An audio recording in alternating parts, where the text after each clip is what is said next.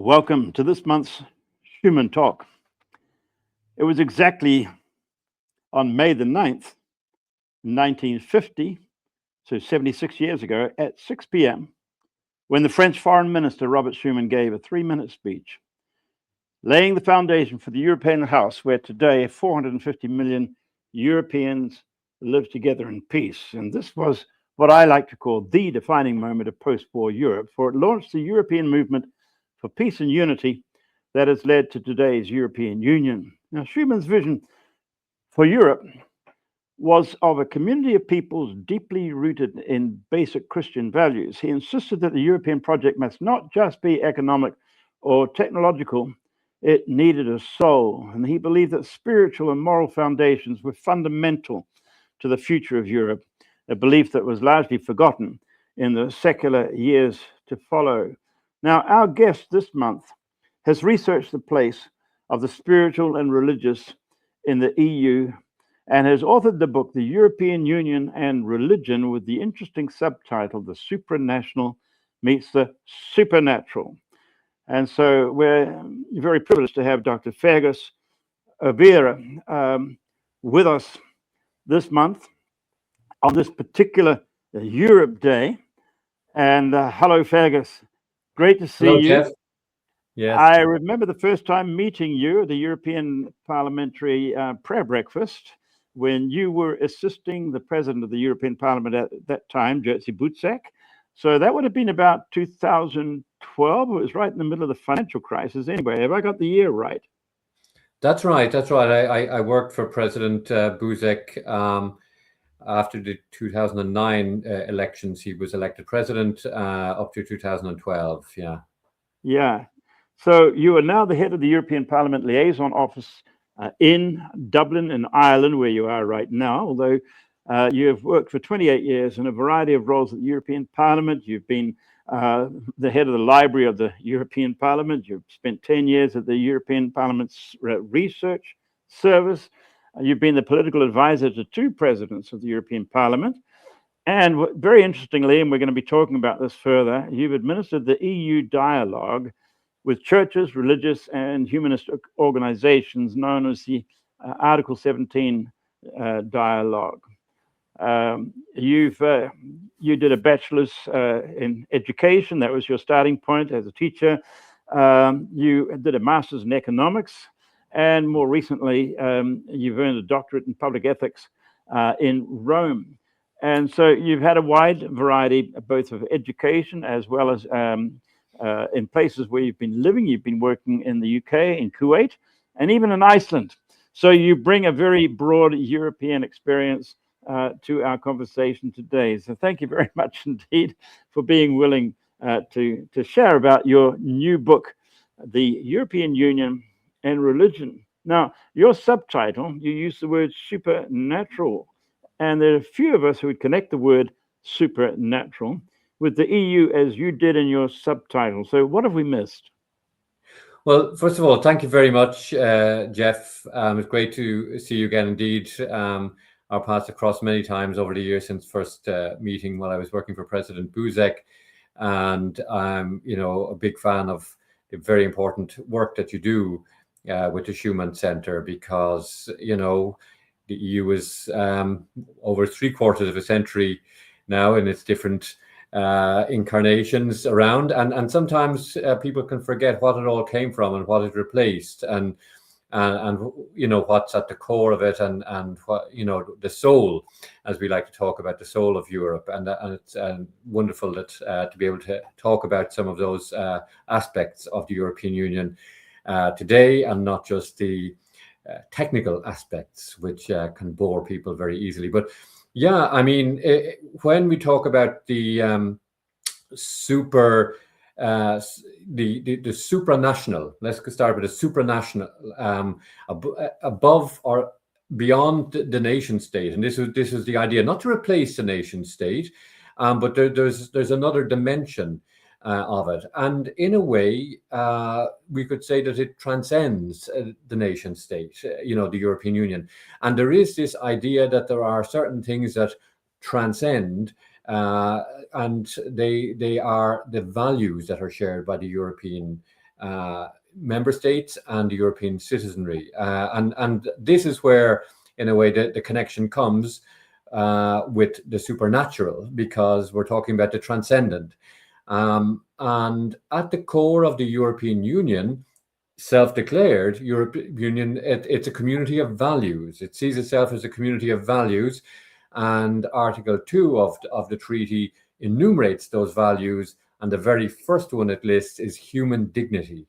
So this is the self-declaration of the European Union in its current iteration, that it's all about values and with human dignity at the core. Well, that's a transcendent value, as we understand. So there's something that unites us that goes way beyond national borders. So it might be surprising, but when you unpack it, that is implicit in the way the European Union is set up and structured, and the founding documents that are there to the legal basis for all of EU action. So when you talk about, just to clarify for our listeners, there's a supranational and the supernatural. You could also call it the transnational and the transcendent. And this would have been right at the heart of Schuman's own understanding. Is that correct? Yes, very much so. Yeah, and I think that I hadn't used that terminology before, but it fits extremely well, and does go back to the ideas that the founders, starting of course with Robert Schuman, but others at the time, the Adenauers and the Gasparys and so on would have shared this understanding of the intrinsic nature of the human person, and why the horrors of the Second World War and the Holocaust, the Shoah, must never be repeated, and therefore we build a community together. The original word, we now call it union, but the community is there, founded on this shared values, and people sometimes also forget that the horizon is global. The very first words of the Schuman Declaration are world peace. So it's like Europe as a means and a contribution to world peace. So this was a huge ambition, and that's another indication of the transnational, transregional. It's a global message, and in the treaty's preamble, it says very clearly that the European Union draws its inspiration from both its religious and humanist heritage. And I think that's very easily forgotten. And that's a little bit what I try to bring out in this book, because we know we live in a very secularized European Union and our member states. And sometimes then the EU is seen as a purely secular organization. But no, its own founding document is saying it draws from humanism, but it also draws from the religious heritage of Europe. Now, your book is scheduled to be officially published on the 1st of June. I managed to find a way to download a preview and saw the introduction. And it would surprise many readers, I think, to read your headings there. You're saying, swimming against the tide, making sense of the EU's plunge into the sacred pool. And then your first heading under that is the EU, in brackets, discovers religion. Now, that'll be news to a lot of people. I think if we step back and we think what actually happened after Schuman's era, and the secularization of European society, which many have assumed has pushed religion to the margins, and the religion has just been seen as irrelevant. And yet that is not the full picture. And you are drawing our attention to the fact that actually at the European level, something else has been happening. You see a great paradox happening when you compare it with what's happening at the nation state level. We've got a wide range of members within the EU, 27, and their relationships with religion. As you point out, France and Belgium are the most secularized, and the more recent Central and European nations are far more still overt in their embracing of Christianity in particular. Of course, the coming of Islam has forced the question in both France and Belgium as to what is the place of religion. So, how do you describe the relationship of the EU itself with religion? You say the EU is free of ideological or historical constraints. What does that imply? Well, I think it implies that, as you say, Jeff, I mean, there are 27 different member states. There are even more models of what used to be called church-state relations. So even within France, you cited France as seen as perhaps the most secular. They have this laïcité à la française, you know, the 1905 law, very strict separation of church and state, religion and politics, and visible religion in the public sphere. You know, all these debates and controversy we've seen about, you know, the hijab, the headscarf, and so on like that. And yet, even France, you have two different models, because Alsace-Lorraine was not part of France in 1905, and so they have a concordat.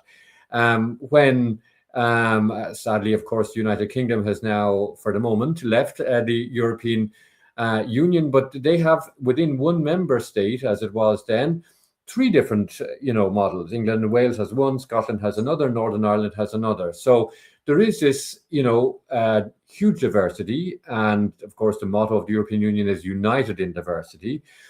And this gives the European Union, qua union, in other words, the institutions, the central institutions like the Parliament, where I work, and the European Commission in particular, and also increasingly the External Action Service, it gives it a lot of leeway. You know, they're not constrained and bound to say, we have to follow laïcité à la française.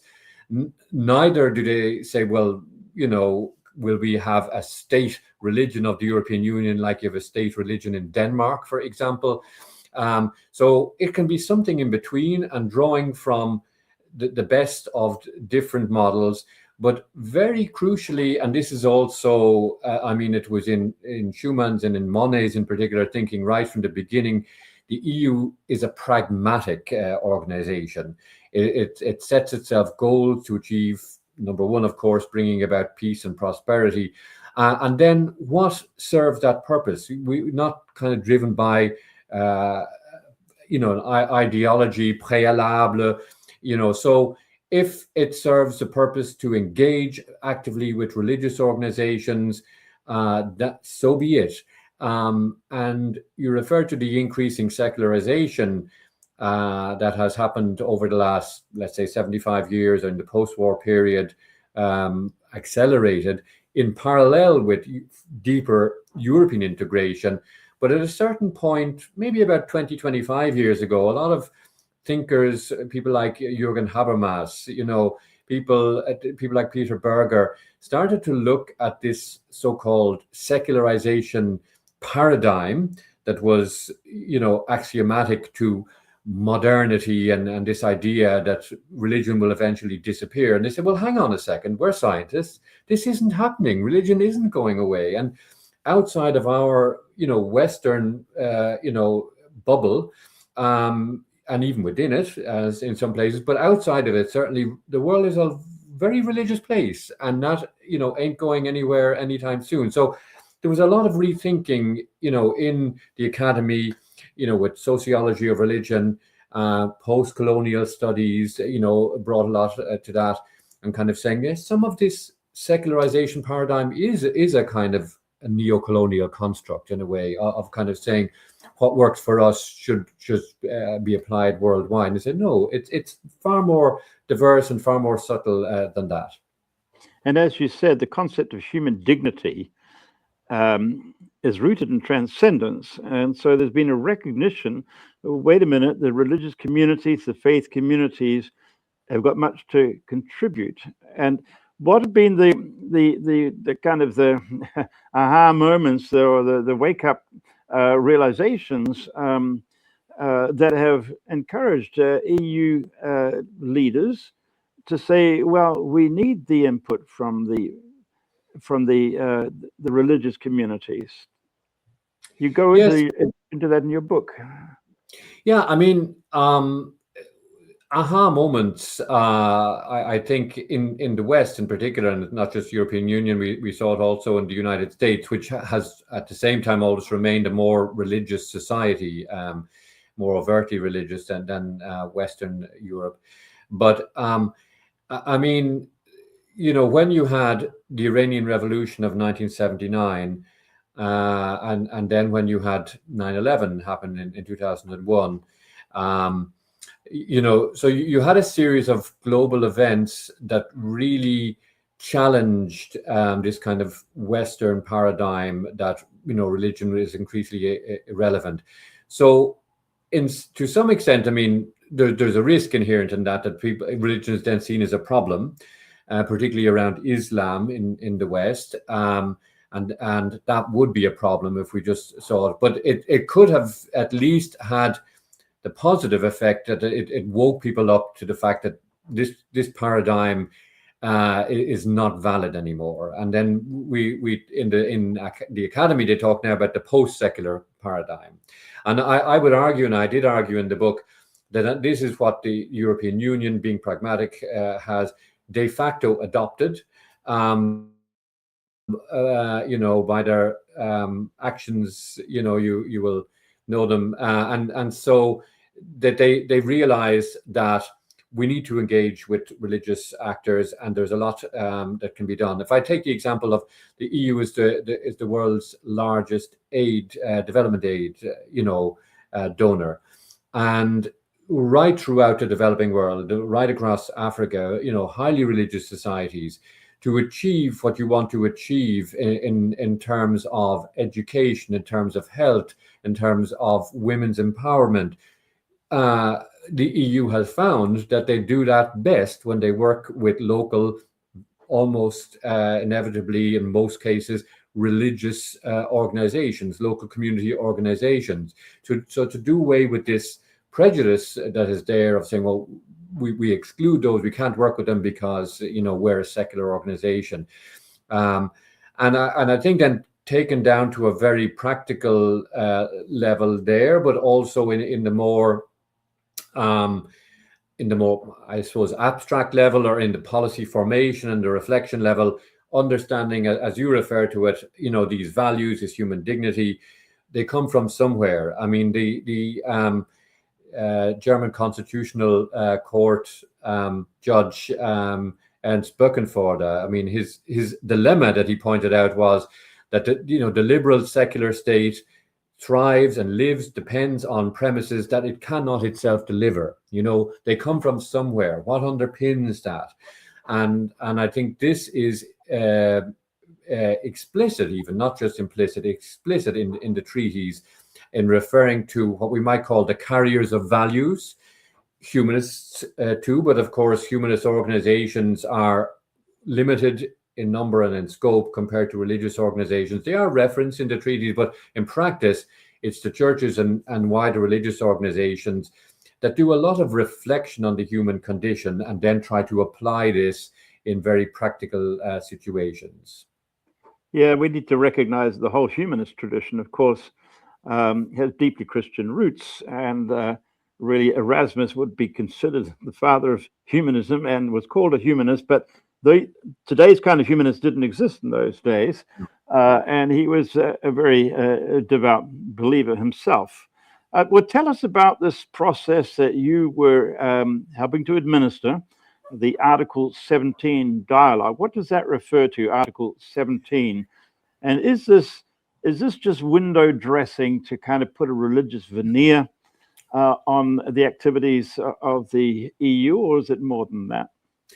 A very good question, and thank you for it. And of course, a little bit of jargon there referring, the eyes maybe glaze over when we talk about or enumerate treaty articles. But Article 17 of the Treaty on the Functioning of the European Union, to give it its long title, it was an innovation inserted into the Lisbon Treaty. Lisbon Treaty, as you know, Jeff, had its first inception as a draft constitution for Europe, this constitutional Philadelphia moment, as it were.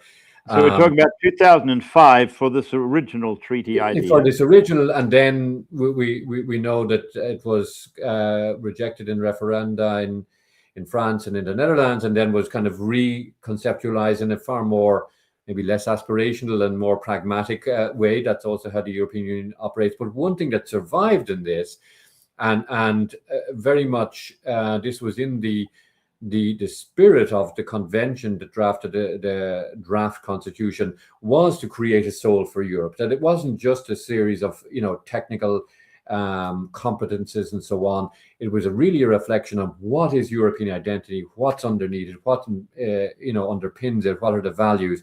And that's why Article 17 is in there, because it created a legal obligation on the institutions of the European Union, on the Parliament where I work, and on the Commission for the first time ever, that they must engage with churches and religious organizations, and of course humanist organizations, as you referenced.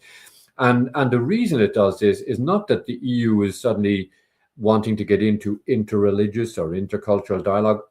Au contraire, because this is not interreligious dialogue. This is political institutions in dialogue with religion, because there's an understanding that they have something to say about the human condition. They have something to say about the intrinsic value of human beings that should infuse the policies and legislation of the European Union. So it really was a great honor shortly after this treaty article took legal force to be part of the discovery of it and the shaping of it. So I was seconded from the research service, whereas I was in the Parliament, to work for 2.5 years with the first Vice President of the European Parliament, Mairead McGuinness it was at the time. By the way, she's just been nominated recently as the EU's new Special Envoy on freedom of religion or belief. So, wonderfully prepared and dedicated person for that role. That's an aside. But just to say that, really it was shaped in that early period. Her predecessor was Antonio Tajani, who then became president of Parliament, is now the foreign minister in Italy. And in that early period, after the entering into force of the treaty between President Tajani and Vice President McGuinness, they really had a vision of how this should be done. And they said, we need to give it resources, we need to, give it a structure, set down some rules from the Parliament's Bureau of how this should be implemented and so on like that. And it has evolved and blossomed and grown so that we have regular dialogues. I'm talking about the Parliament, but also a similar process happened in the Commission, where leaders of the different faith traditions are brought together to discuss concrete policy areas. I mean, the next one due to take place next month in June in Brussels is looking at human dignity in artificial intelligence. And we have this whole raft of artificial intelligence and digital legislation, and now being challenged by some of the tech bros in Silicon Valley and the current US administration. And so having a reflection around that of what do we expect out of, what are the limits to artificial intelligence if human dignity is really at the center of it? And it's felt that it's good to have input from the churches and religious organizations. So to come back to your original question, I certainly hope it's not window dressing. I think that there is real substance there in bringing together policymakers like rapporteurs on a particular file, like committee chairs and members of a designated committee, to look at that and to hear this input. So what concrete shape does it take? How often are these dialogues, and who actually is representing the EU institutions on the one side and the religious and philosophical organizations on the other? So, the nuts and bolts of it is that, since the time of President Tajani, when he, the first person to assume that role, there is always a vice president of the Parliament responsible for conducting the dialogue, and the same is true in the European Commission, a commissioner. So currently it's Antonella Sberna for the Parliament, and it's Magnus Brunner, the Austrian commissioner, in the Commission. And then each institution is little bit different. The Parliament tends to deliberate in public and have more public gatherings, and the Commission is, does meet behind closed doors. It's a different type of engagement. So I can speak to the Parliament because that's the one I was directly involved in and more familiar with. But in Brussels, you have something like 50 different representations of churches and religious organizations with permanent staff and offices there, with the designated, function. They are there in order to engage with the EU institutions. And they wouldn't be there if doors weren't open to them, if there wasn't really genuine engagement. And so you have, let's say, high points 2 to 3 times a year where, for instance, in the case of the Parliament, Vice President will invite each of those organizations, to designate somebody on a given topic to come and speak. And depending on the topic and the type of activity, sometimes they send along an archbishop or a chief rabbi or an imam. Other times they will rather be represented by, for instance, number of times Comesse, which is the Catholic Church representation, sends along a professor from the Catholic University of Leuven or something. It might be something very much more technical, and they'd rather to be represented on that level. So then these discussions take place in an open forum where all other, faith groups can also participate. So there is also this dialogue between them that's facilitated. Yes, I was there in the early December for the dialogue. I was part of a Together for Europe delegation there, and that's where the topic was the ethical basis. What should be the ethical basis for the next 7-year period of the budget, I think from 2027 to 2034, something like that. And indeed, a wide variety of representatives shared. And I found myself thinking, wow, I wish every European could experience this and realize the conversation going on and talking about spiritual values and about how inclusivity is essential. And then I found myself thinking, I wish every American could hear this as well, talking about inclusivity, because the Jewish representative that, told a story of a man coming to his rabbi and saying, "How can I know I'm living justly?" And the rabbi said, "Ask who is not at your table." And those values were being strongly upheld in that discussion. It was very encouraging for me to hear. Yeah. So, I mean, you have these set piece, 2-3 times a year, but the doors are open, as I say, and because in the Parliament and the Commission, you have a permanent secretariat, you have a vice president in the case of the Parliament, a member of the Commission in the Commission's case, responsible.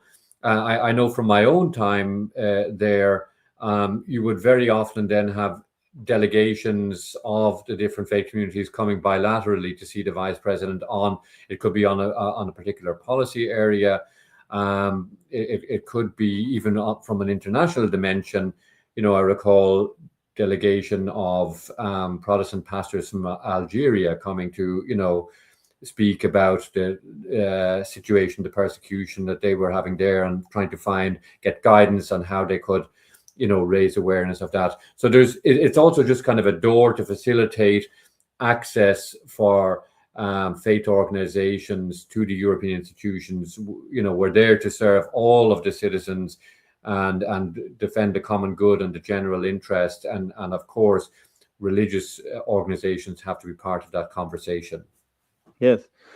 Now, let me ask another question, and that was, what was the impact of the sudden entry into the European Union of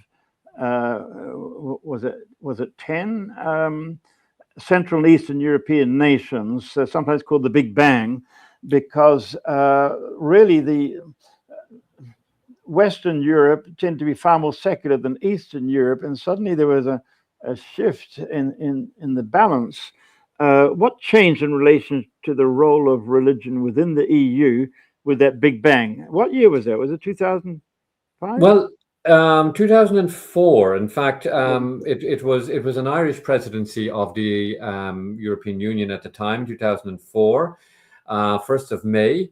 2004, 10 new member states, mostly from Central and Eastern Europe. Cyprus and Malta also joined as part of that 10. And then 3 years later, 2007, you also had Romania and Bulgaria joining. And then 2013, you had Croatia joining. So it was staggered, but the Big Bang, as you refer to it, Jeff, 2004. And that was really a reunification of the continent. As John Paul, Pope the late, and Saint John Paul II used to say, you're breathing with its two lungs. Two lungs, yes. This image of breathing with its two lungs, because, the Iron Curtain had divided the continent, and, people in my generation grew up without having any understanding or knowledge of life in Central and Eastern Europe, or very little what we'd see in the news, and maybe not necessarily considering it Europe. I mean, we just saw, the original 6 founding countries were all Western, Protestant, Catholic, Western Christianity there.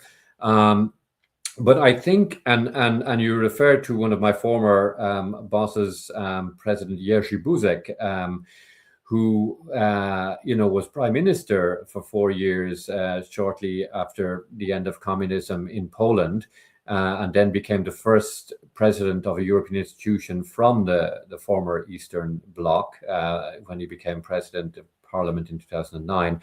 He, interestingly, was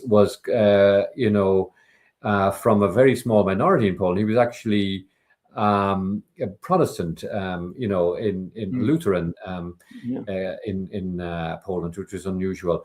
But his understanding and that of many of my colleagues from Central and Eastern Europe, having lived under oppressive regimes that harassed and even persecuted religious believers, deported them to Siberia and all sorts of things, tried to eliminate religion from the public sphere, with greater or lesser success in different cases. So having lived under those oppression regimes, the idea that religion should be excluded from the public square was so abhorrent to most of the people from those countries. I mean, it represented the tyranny that they had managed to cast off. And that was sort of one aspect. And then in very specific cases, actually religious organizations and churches played a proactive and crucial role in bringing about the downfall of communism and the communist regimes. I mean, we think of the Solidarność. It was a trade union, but very much inspired by Christian thinking. Solidarity trade union, the Solidarity trade union. And of course, the election of a Polish pope who gave them that sustenance to resist and so on. And the peace and prayer movement in Leipzig. Exactly, the prayer movement in Leipzig, the Protestant pastor, and then we think of also people like Laszlo Tökes in Romania, in Romania, Timișoara. So faith leaders were also community leaders and civic leaders, and giving inspiration and courage and hope to their people. And so they contributed to liberation, to ending those oppressive regimes. So you're beginning with a very different understanding of the role of religion in public life and in political life and place in society. That was, one dimension. And then this second one worth drawing out is the fact that while Greece had joined the European Union in 1981, I believe, then you had, with this Big Bang, plus in 2007, you also had Cyprus and then Romania and Bulgaria joining. So you had suddenly a core, you had four, including a couple of fairly large countries with orthodox majorities. Orthodoxy, where it's very much part of their national identity, preserve their language and their culture, often, during the Ottoman oppression and so on. So again, a different understanding of religion. So I think it changed the dynamic, and I think you're right in what you kind of indicate there. And that was certainly one of the findings in my book and the interviews I did, that this contributed to a repositioning, a rethinking within the European Union of the role of religion in the public space and the positive contribution that religion can make to policy. Now, one of the goals you set out in your book is to ask, well, where is this leading? What do you expect from this new emphasis in the future for the EU? I think in general it has led to a greater level of tolerance. I mean, people are often, surprised when I, tell them about if I meet people of faith who may think that the European Union could be hostile to their beliefs or something like that, because it's, very secular. We live in a very secularized society. They can be extremely surprised when I tell them, well, there's a prayer room in the European Parliament, and you have weekly services going on there of different faiths. You have an annual prayer breakfast. You've had displays of the Bible through history. You've had all kinds of, so the visibility is there, and I think that leads to greater understanding and tolerance, and I hope that will grow. I think there is scope, and I think I scope for further development and deepening of this kind of dialogue. You asked in one of your questions whether it was Article 17 was a mere window dressing, and I don't think it is. But nevertheless, I think there is a feeling from many of the representatives of the faith communities that I spoke to that it could go further and deeper than it does at the moment, and be more generalized, and going down to some of the more specific bodies, for instance, like committees in the Parliament or delegations dealing with different parts of the world, where they feel they would really be able to offer constructive partnership in trying to resolve some of the questions. I mean, if I think something like climate change, where theologically, the churches are very much on board with preserving it. They use different language to talk about preserving creation. So they see the potential for partnership because, they have a grassroots network. And I think there's scope there, and there's a desire to deepen it. But one of the things that needs to be improved is what they refer to as religious literacy. Because we live in such a secularized society, your average civil servant didn't necessarily grow up in a religious milieu, and therefore may not understand fully the potential and the dimension of that. And so actually one of the findings in my book was the of the three institutions that I looked at, the Parliament, the Commission, and the External Action Service, the one that probably has the best level of religious literacy is the External Action Service, because they have... Say the name of that third one again. The External Action Service. What is that? Yeah, so this was also an innovation created with the Lisbon Treaty. So for the first time, there was already a common foreign and security policy with a lot of collaboration, but it got more teeth under the Lisbon Treaty. So there was a high representative for foreign and security policy, a sort of EU foreign minister. Currently, it's Kaja Kallas from Estonia. And they were given their own designated service, a foreign ministry, if you like, called the External Action Service. And so that was coming into being around the time that you were having some of these challenging issues about religion in global politics, radical extremism and something like that. So from the get-go, this new EU foreign ministry, if you want to call it that, was saying we need to get a grip. We need to have people who understand Islam and the branches of Islam and speak those languages. And they did a lot of training of their diplomats because, you know, the EU has something like 140 representations around the world. And most of them are operating in highly religious societies. So they need to have diplomats that are able to engage in that way. And that was my finding in exchanges and meetings with people in the External Action Service, as we call it, that they really had a good level of religious literacy, you know, in the regional offices, and they had some specialized desk offices and thematic offices as well. By the way, it's maybe also little anecdote or lesser known thing that the EU has full diplomatic relations with the Holy See.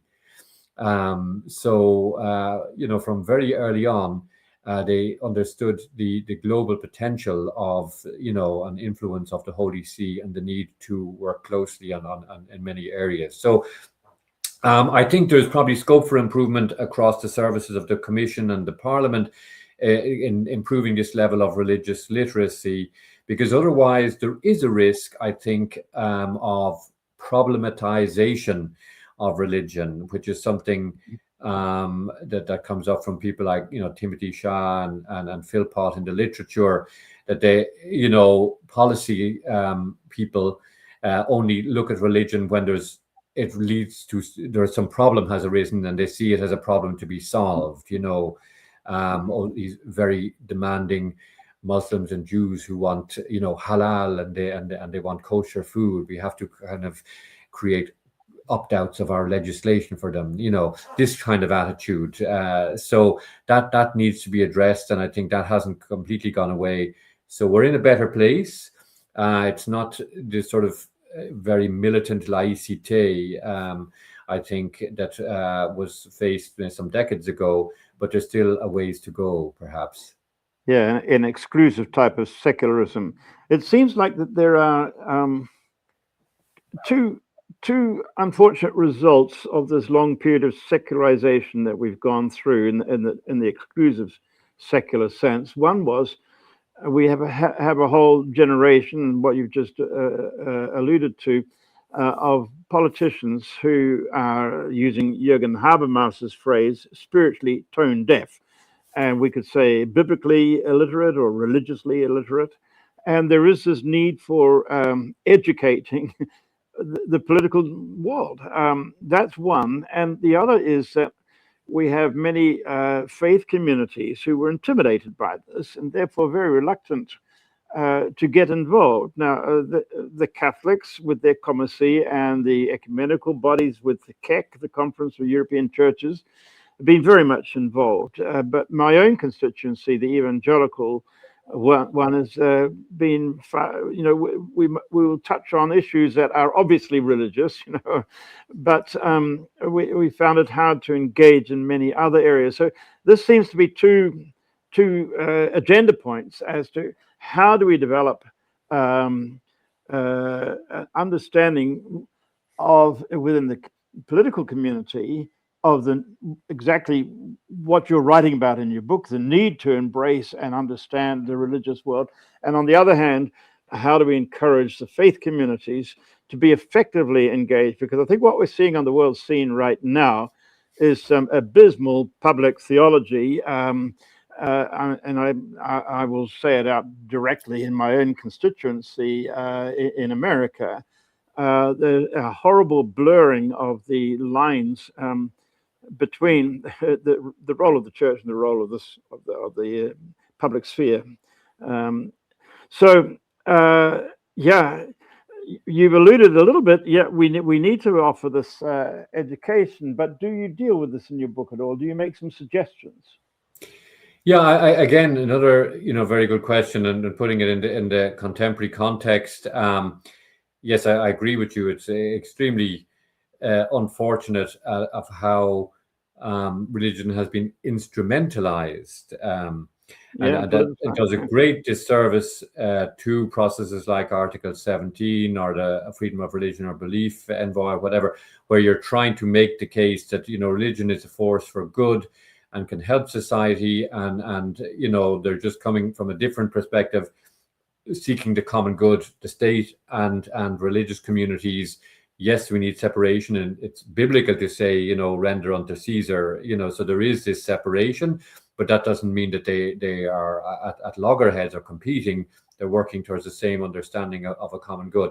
But when then, people for purely political reasons, and we've seen people holding up rosary beads at rallies and this kind of thing to chase a Catholic vote. And I mean, I can't look into any man's or woman's heart and say who is sincere, but I think some things are more evident.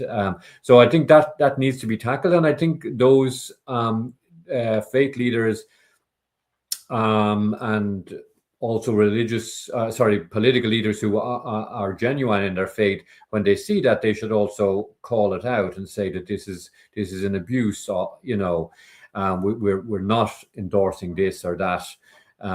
It isn't the role of any church to endorse a political party or an individual politician, and that is stepping over a line. They should endorse particular policies and that are grounded in their own theology, and that's perfectly legitimate to speak about that, in the public sphere. But you also point to another thing that I came out in the interviews I did, and then I kind of recount that in the book, which is some religious organizations are more organized than others. And, when we've had, over the last decade or more, 2 decades, a lot of issues around Islam, we have an increasing number of, Islamic populations in our countries here through migration, through, natural growth and so on like that. And there's a lot of prejudice against Islam and against Muslims, and that needs to be addressed too.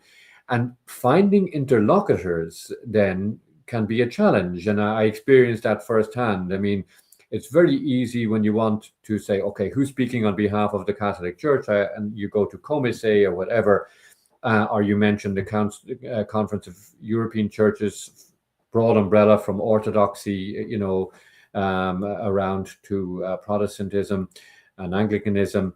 And within that, there's well worked out positions. And because of the nature of Islam, it can be much more difficult to find someone, who you say really speaks for Muslims even in one country, and you've had controversies both in France and in Belgium, where you've large populations where the public authorities, struck down sort of interlocutor groups or advisory bodies that were deemed to have been infiltrated by foreign powers and this kind of thing. So there's a challenge there, and I think, through cooperation, because like the various different church and religious organizations, while they may differ in theology, presumably would agree, and this definitely came out in my research, would agree in the need to be taken seriously and to be engaged with. Well, then perhaps the larger and more traditional ones could also help the other ones in this kind of process of socialization and how to prepare and be taken seriously in your engagement, because you've well worked out positions and levels of expertise on offer. So I think there's a little bit of work to be done on both sides. We're on the right track. I think we've moved beyond the kind of really unquestioned secularism approach and the hostile, and as you call it, militant exclusivist secularism.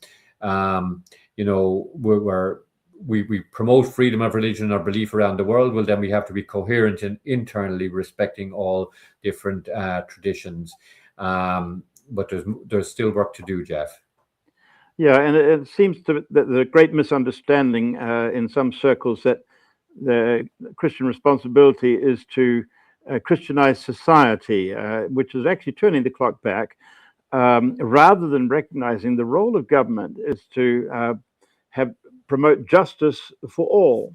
And that means people who have different perspectives. And how do we promote an inclusive pluralism and justice for all? And you were mentioning the different facilities that there are associated with the European institutions that are faith-based, one of which, of course, is the Chapel for Europe, that you're well familiar with, outside of which there's a big banner that says, Europe has a soul. If somebody was to ask you, well, what do you mean by that soul? How would you answer it? And how can your book help us rediscover the soul of Europe? Thank you very much. It's sort of going full circle here. I mean, the soul for Europe, of course, is the phrase that one associates with Jacques Delors.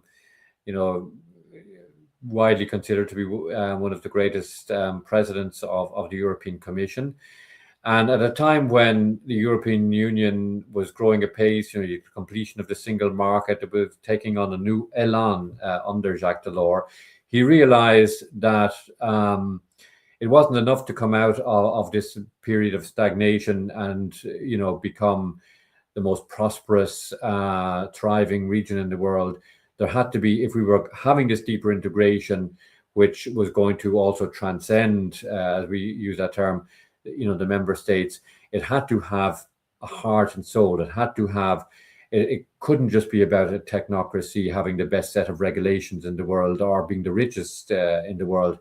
It had to be something that people could believe in and people would want to defend and people would be proud of. And the values were at the core of it. So that process that he began, that then led ultimately to the constitutionalization process, but also this process avant la lettre of consulting and bringing in faith communities as the carriers of values and recognizing, like Buckenford, that this was not something the European institutions could deliver themselves. So, so there has to be that level of self-awareness. And I think there are some green shoots. There's some interesting research last year that there's an uptick in young people seeking the faith, seeking Christian faith, in particular in the UK, for example. And I think becoming a rich, prosperous, and peaceful place in Europe isn't just enough. And many young people are still searching, looking for meaning, man's search for meaning, Viktor Frankl's idea, and looking for more, because Europe is actually also the loneliest place in the world. I mean, there's a lot of research showing the recent Swedish presidency had the first ever council of ministers meeting on loneliness to reflect on that. There are issues around mental health. So, there's aspects that people want more. They want transcendence in their life. They want purpose and meaning. And it's not enough just to make sure that there's, bread on the table. Very important that we do that, and a peaceful environment and a protected environment from an environmental perspective. But people want purpose and goal, and there is certainly a role that churches and religious organizations can play in that. And so I would say that bringing all those strands together it's a joint enterprise seeking to give Europe its soul, and the institutions are just there to facilitate the aspirations and the wishes of the European people in making it is one of the best, if not the best part of the world to live in. But thanks to the vision of the founders, starting with Robert Schuman and his declaration and many others who built it up, because they were motivated by far more than prosperity and regulation and so on. They really were motivated by a vision of humankind centered on human dignity. From their perspective as Christians, humans in the image and likeness of God, they would say this imago Dei. And I think that's where we can look for the soul of Europe. And I think there's some cause for hope. Hope springs eternal in the human breast, as they say. Thank you, Fearghas, very much for inviting us all to join the plunge into the sacred pool and to swim against the stream. And your book comes out the 1st of January, 1st of June next month, and just in less than 3 weeks' time. And if you were to Google the European Union and Religion, and it's Routledge is the publisher, you will find the website where it can be ordered. It has a typical Routledge price. It's stiff. There's also an ebook price, which is 60% cheaper. But for those who are serious about this search for Europe's soul and how we can be involved in it, this is a milestone book. Thank you for all the work you've put into it, Fearghas, and thank you for being with us in our Schuman Talk today. Next month, our guest is going to be Dr. Philip Beauvier. He's a historian and biographer. He wrote a book called The Spiritual Vision of Frank Buchmann. That name you may recognize, being the founder, the leader of the moral rearmament movement, now known as Initiatives of Change. And the question is it possible to see a new moral rearmament? We're hearing a lot about rearmament, and this relates to the question of the soul of Europe as well. How can we encourage a new moral rearmament? So that'll be next month on June the 9th at 6 p.m. Thank you for being with us again.